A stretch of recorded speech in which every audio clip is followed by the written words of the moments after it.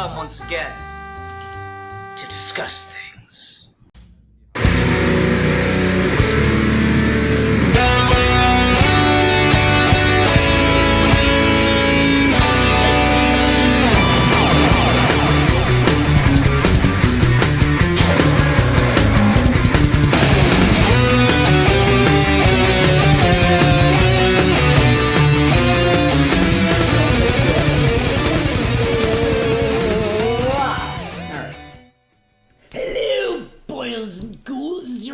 Scythe Part 2 here. Joining me today is a god. No, wait. No. A ghost for fun. Yeah, I forgot my name and it makes me upset. Sorry. Today we're continuing our ghouly gentleman character discussions, and I cheated because fucking I'm allowed to. Today we're going to talk about the Overlook Hotel. That line specifically relates to the Shining movie strangely well. I guess. I don't know. I don't know. It was something where I was trying to think of just different horror characters to discuss, and I was kind of like, scrolling through stuff, and some of it was like Jack Torrance. I'm like, maybe. I already did a review of The Shining. What's the point of just discussing the character, But I figure this is one of those things where we can talk about the Overlook Hotel in and of itself, and also if we need to, we can broaden it out more to like haunted houses, haunted hotels, that whole kind of thing. And I don't know, I'd hoped it'd be interesting. Alfie, what's your background? What's your experiences with The Shining, since you are the admitted non-horror fan? Well, The Shining I have seen because, well, it's The Shining. It's harder to find someone that hasn't had to even see it for, like, class or something. So it's something where I did go out of my way to watch it just because, like, well, everyone watches it as a classic and everything, so might as well. And I've only watched it the once because it's one of those films where once you've seen it and you've experienced it, you can really appreciate the craft. But I never really had an inkling to go back to it after that because, again, horror's not really my bag, and I don't like feeling uncomfortable for long periods of time. That's just what this movie is for 2.5 hours. So, I've got things to do, man. The Shining is definitely one of those things where you have to be in the mood to watch it. You have to be in the right headspace, otherwise it's not as good a movie. Mm-hmm. And so that's basically my background for this specifically, because I wanted to make sure I had more things to talk about. I did some research and looked up loads of differences between the novel and The Shining, because I know Stephen King hates the movie, and there are some changes here where I still don't understand why, but I can see what changes were being made between the hotel's depiction specifically, which I think we can get into. And again, through pop culture, The Shining's been parodied so much. Even before I'd seen the movie, I'd seen the Simpsons episode. Yeah, the Overlook Hotel, The Shining is just one of those things where it's definitely not the first thing to do this. A lot of horror writers talk about, eventually you just got to do a haunted hotel story. It's just part of the genre. If you're a horror writer, you eventually have to write a haunted hotel. But The Shining and through it, the Overlook, I think is particularly interesting because it doesn't have these same like kind of cliche trappings of a haunted hotel, because it's not like there's some kind of evil spirit there. It's not that there's some kind of particularly malicious intent. It's just some fucked shit went down, and that's kind of left a scar in the spiritual realm of reality in this building. And it's not there all the time, except that it's always kind of in the background. So, like, people can come to the Overlook Hotel, and it's a really nice place for summer vacation, yada, yada, yada. But then when you're there alone, things just slowly go off the rails. And I find that really interesting, in the way that the hotel seems to have a lot of personality that I think other haunted hotels, haunted houses don't necessarily. If that makes sense. I get where you're coming from.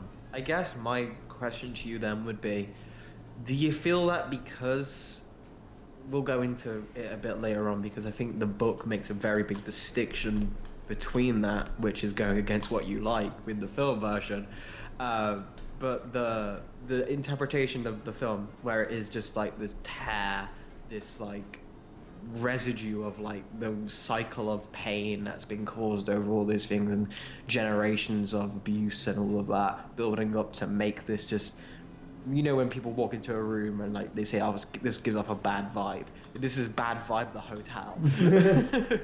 So I get what you're saying there. On the personality thing though, I don't know. Part of me feels like because there isn't that implicit force, because everything is so subjective and everything is so up to the interpretation of the viewer, I do often find just like, is there a lack of personality because so much that happens can be written off as on the characters and not the hotel itself? I'd be tempted to agree with that, if not for how much of it seems to be consistent across things, if that makes sense. It's like the hotel chooses very particularly what ghosts to show you. And I think that's kind of interesting. Like it really, you're right, there's a lot of just very subjective experiences. Like Davy's experiences in the Overlook are completely different from Jack's, and they're also completely different from what's her name? Sally? Wendy, thank you. They're all just experiencing such different things. Like Wendy gets much more of like kind of a cliche, ooh, this is scary kind of imagery. Davy gets this haunting, creepy, come play with us imagery. And then Jack just gets so completely manipulated on just a really personal level. And so everything seems so tailored. And I think that's kind of the point, is it's very maliciously intending and psychologically deconstructing the people it's attacking. Okay, I can see that. I think that's a good thing to point out, because you're right, it's not the stock, I don't know, I guess the easiest example to go to is like Scooby-Doo or something, where the haunted house is normally, oh, the door slams behind you, and everyone has a similar kind of experience around that, or something scary pops up, and then everyone else has like variations on that. The idea that it's recognizing personality traits and age differences and gender differences and like the whole thing with like the woman in the bathtub and then revealing this is horrible, like that's a very specific sexual thing. You go off that, and then the whole bear thing with the guy in the end. What Danny sees, that's all tied up to his whole shtick with him and his dad and his yeesh. So there is a very specific usage here, and I can understand that too. Again, I think it is interesting for me to play devil's advocate here, because I like seeing your explanations. But do you feel like that's more? Do you think that's intentional? Or do you think that's the people, like, it is always intentional? Do you think it's intentionally meant to be the house itself doing this, the hotel itself doing it, or just everything's scary shit here, but the writers and director are like, no, this is specific for this character is what they're seeing, but it's not meant to be interpreted as like an attack target. It's just what would freak this character out the most from their perspective. I don't know. Like, it's a really good question, and I feel like you're almost asking, well, what if the movie was completely different, you know?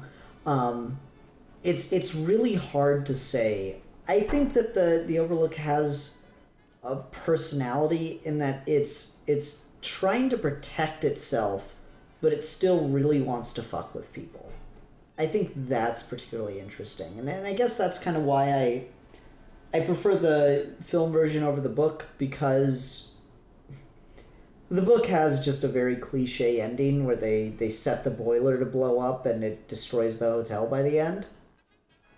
And that's just so like, oh yay, good triumphs and the evil place is now destroyed. Whereas the end of the film with just that fucking photo is so damn creepy to me. And you get the sense that it's a hotel. It wants people to be a part of it. It wants people there. And I think that's... I think that's just really... That's a character. It's subtle, but it's a character.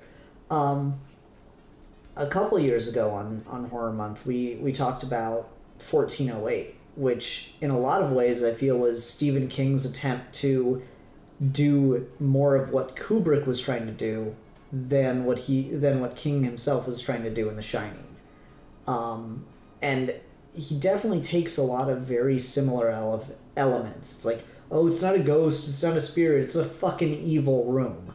And I think that's kind of the hotel. It's not just that it's built on an Indian burial ground. It's not that it's had all these deaths and murders in it. It's just a fucking evil place. And it wants to keep people in it because that's what it was made to do. And it wants to do that in the most destructive and cruel ways it possibly can. In Before the Overlook Hotel is just a really damaged TARDIS.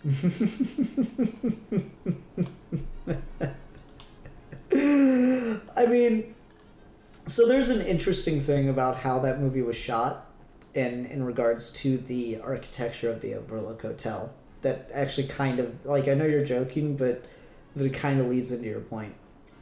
So there are a number of scenes where the camera moves and follows and Kubrick's, famous tracking shot kind of things.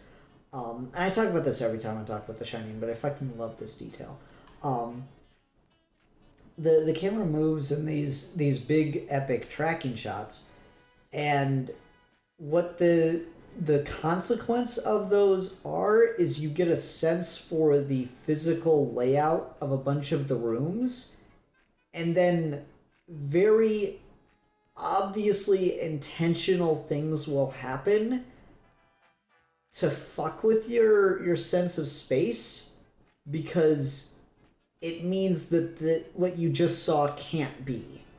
So like the most famous example is you get all the scenes with Davy riding his bicycle, tricycle, whatever, around the hotel.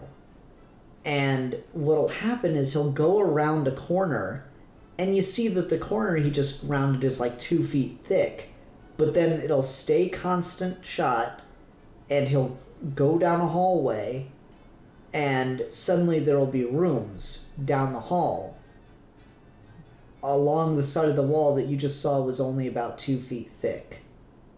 And then then there's a moment where you go into one of the rooms, and it's like 3-4 rooms deep. And so it's an impossible wall. And there's another one where like they're going through the big grand room and they have these huge floor to ceiling picture windows where you can see right out, and you can vaguely see the maze out in the courtyard. And then they get to the end of that series of windows, and there's a little corner wall, and suddenly some people just walk through the background of that shot as if they just walked from a room behind that wall, but you just saw that there's just windows. It's just outside. And so it's just weird shit like that, really intentionally shot and filmed to fuck with your sense of space. And that's to me, that adds character to the Overlook. It's like that. It's like Heath Ledger licking his lips as the Joker. It makes you think of the devil. It's just really cool the way that works. No, I think that's a good thing to point out, specifically to a friend of mine, Swag Kage, was asking this on Twitter.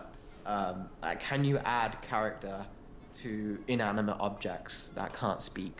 Mm-hmm. And a lot of the suggestions were like R2-D2 or like the Millennium Falcon, stuff like that.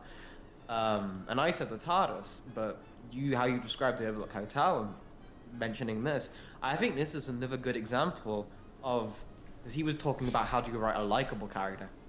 What you've just mentioned is how you make a space feel unfriendly, how you make a malicious building, which is very hard to do in writing, and I feel even harder to do in film.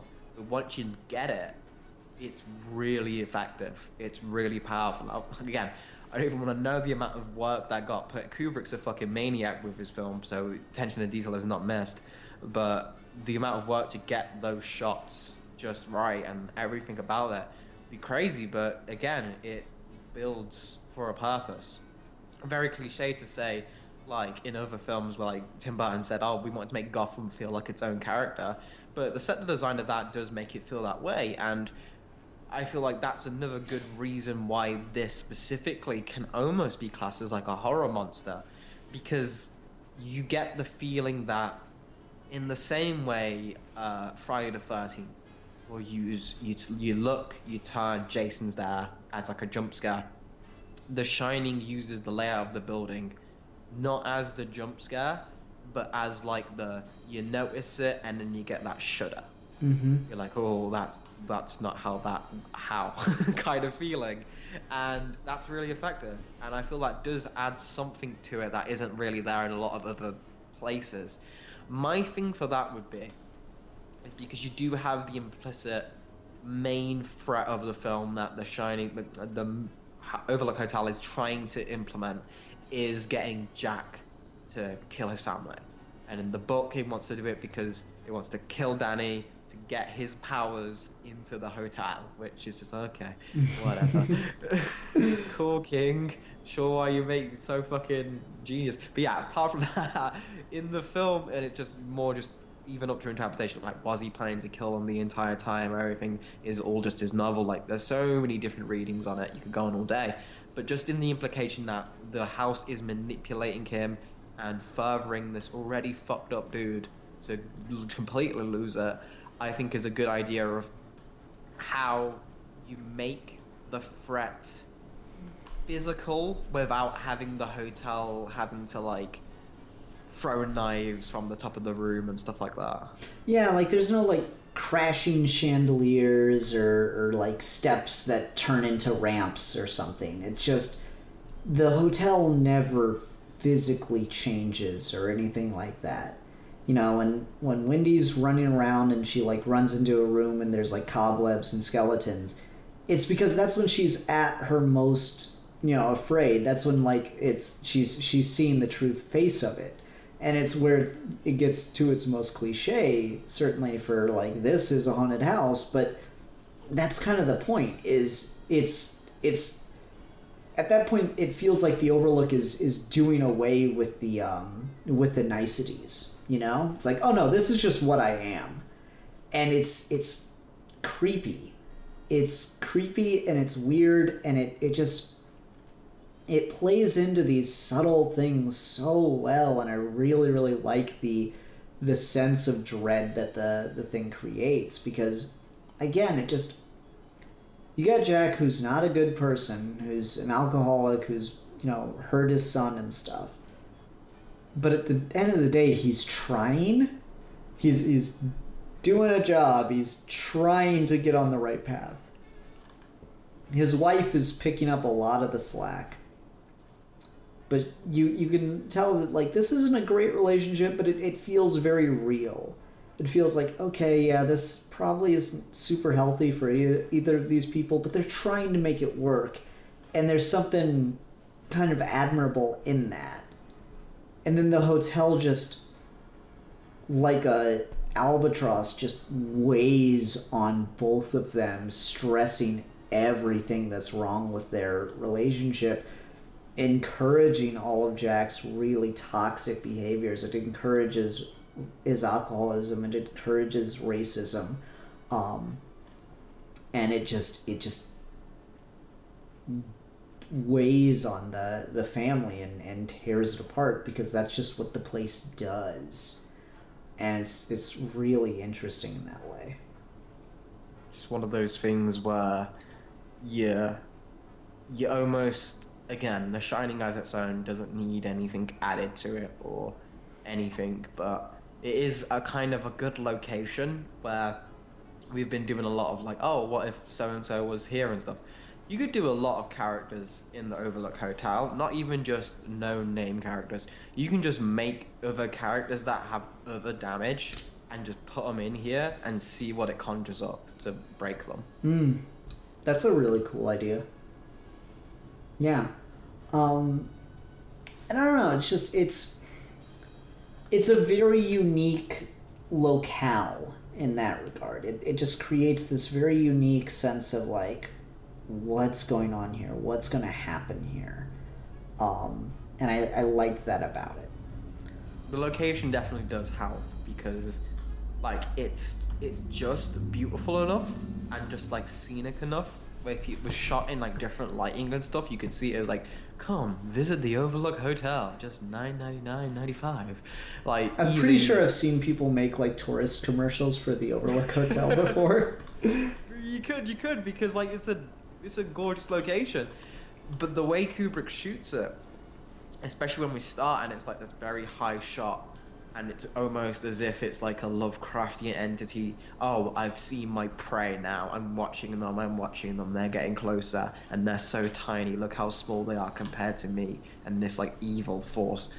And then you get to the actual hotel, and things go to shit, and it's the worst place you'd ever want to be there. But at the same time, that kind of adds into its dichotomy where I always do find if you can make something pretty or just seen as beautiful horrific, you've made it scarier than if it was just inherently awful. Like if the hotel was like falling apart by the seams on like the outside, like a lot of other haunted houses are. Like we talked about it a couple of weeks ago, but then they go into that house there, it's obviously, fuck no, I'm not going in there. Like, yeah, almost broke the movie in your opinion that they did go in that fucking place.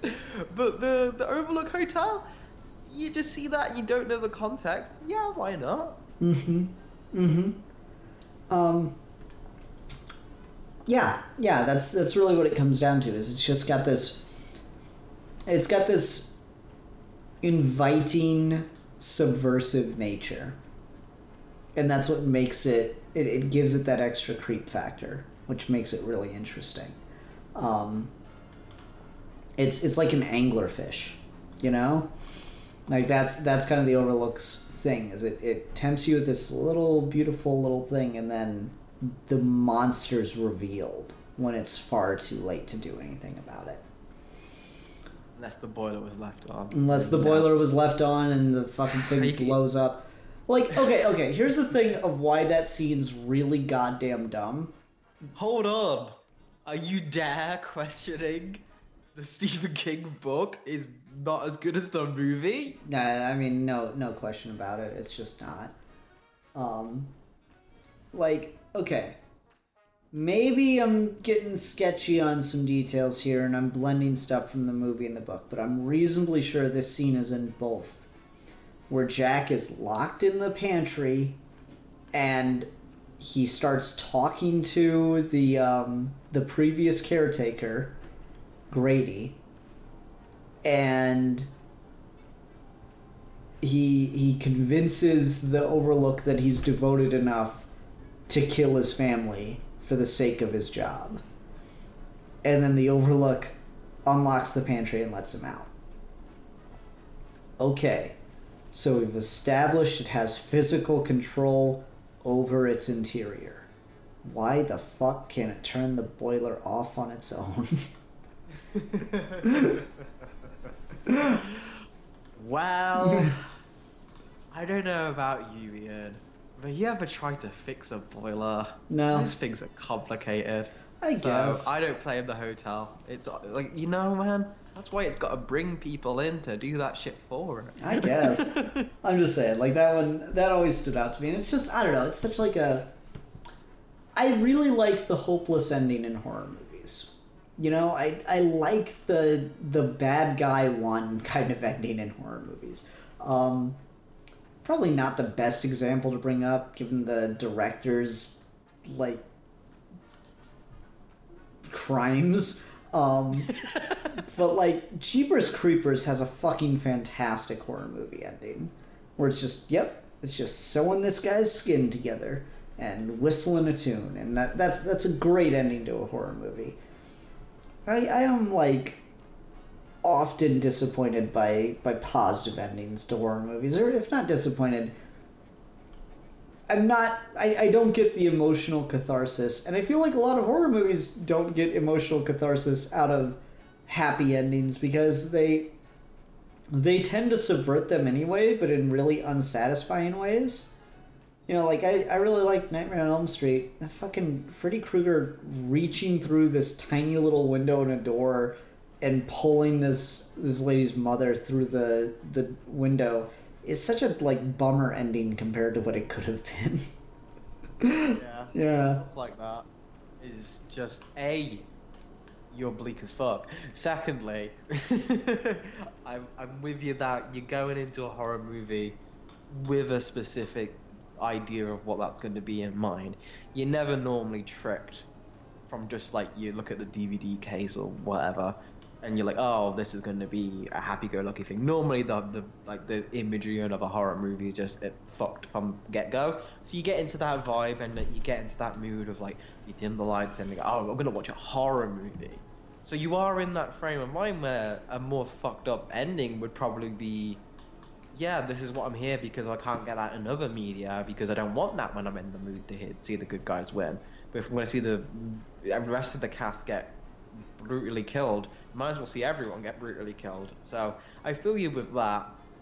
But with this specifically, I don't know. I can kind of see the idea because, I'm going to refer back to, like, my very initial point where so much of this is subjective that in defeating the hotel, you, like, again, there's interpretations of this film where, like, none of this is actually happening and it's all just their individual baggage and psychosis.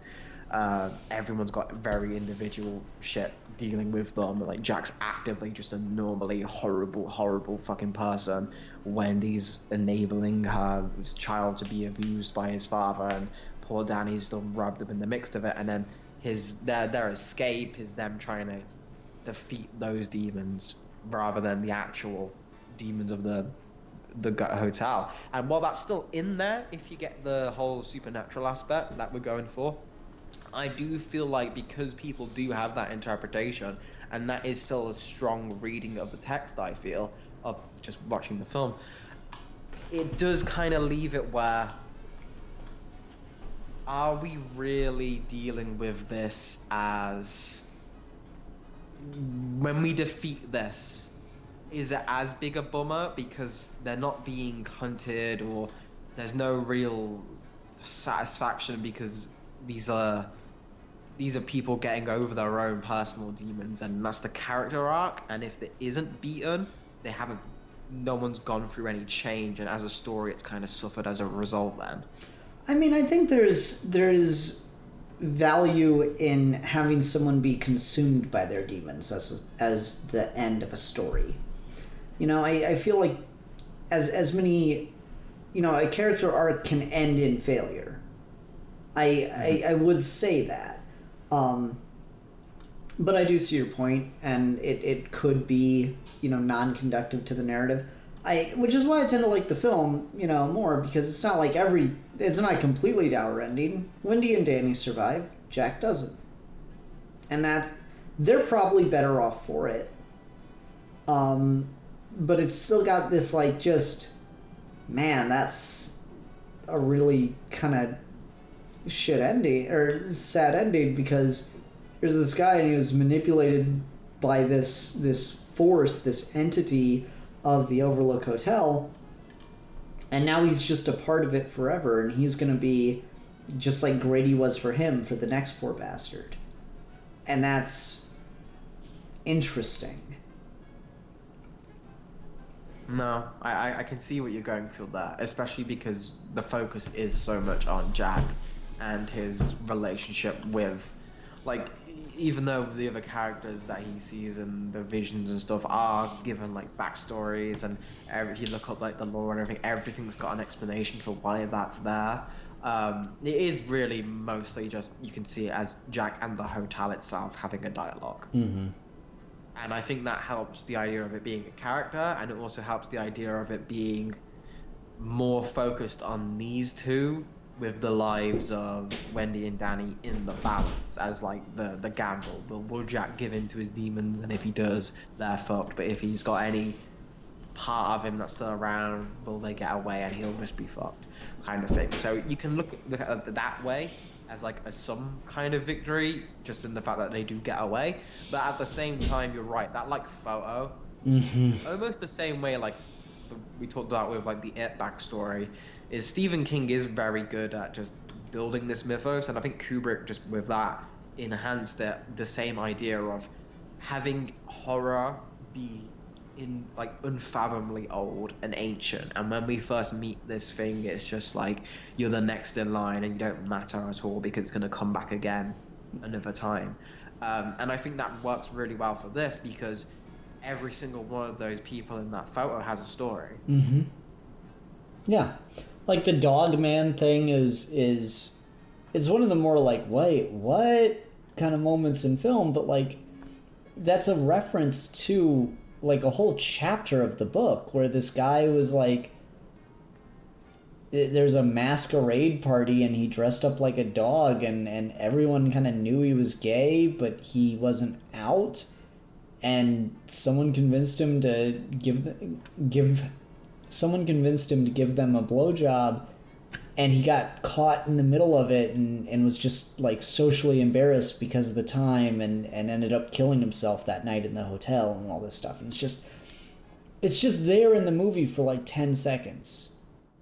And it's this really weird, like, wait, what shot? But it's got a lot of history behind it. But I mean, I think if you really want to understand the Overlook as a character and really what it's kind of all about, it's all in one scene. It's probably the most famous shot from the entire movie, and that's the elevator doors opening and blood just pouring out. Because that's the hotel. Everything seems normal, everything seems fine, but it's slightly off. And then once you really open the door and start to take a look around, there's all you're going to find is carnage. And that's the Overlook Hotel to me. And that's what makes it, to me, a character in and of itself. No, I can definitely see that. I feel like that's one where the imagery is so strong, and it leaves such an impression that we keep seeing and we keep mentioning over and over again, because it's such a good encapsulation of what it's trying to get across, that it is given character as a result. It is one of those things just in storytelling, even outside of horror, where if you give something the moment or the scene or the imagery that just sticks with you, it grows on a character, because you understand it's the feeling you get when you see that is almost the feeling you get when you see like a horror monster or like a good friend or something like along those lines. Like it elicits an emotional response from just the imagery alone, and you have to get that across if you want to portray like a very strong, I guess, characters in a location and the location themselves is against them, because all of that is in what they're seeing and like what's around them. And having that, like, because again, The Shining doesn't even just have that one thing. That is definitely the best implementation of that. But even just like the twins in the hall, just the, like, again, the shot of just going on the tricycle and seeing all the different rooms that don't make any sense, all of that adds up to give it personality, to give it a... I guess it's just a sense where it makes me upset that more people... It's just, even then, I'm debating. Because at the same time, I'm like, I wish more people did this, because I think it's a really strong way to give things like this character, especially the haunted house trope. But at the same time, how could you ever do it again? Because everyone's going to know you're not going to do it as good as The Shining. Like, that's the hard part. It's like, once it's been done by the master, what do you do? You know? It's just craziness. Yeah. So I don't know. I cheated. I'll fully admit that I cheated to get here, but I don't know. I thought it was an interesting enough discussion. I'm not really gonna say to recommend anything. Go watch the movie. There you go. Alfie, who are we gonna be talking about next time? So is it still horror month? Yes. Okay.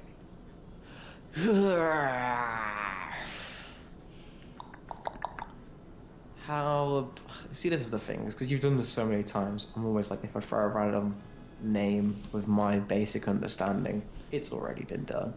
You don't know that. Have you done? Can I cheat? Well, I mean, just what do you got in mind? You done just specifically zombies? No. Do you want to do that? Just in general, just talking zombies.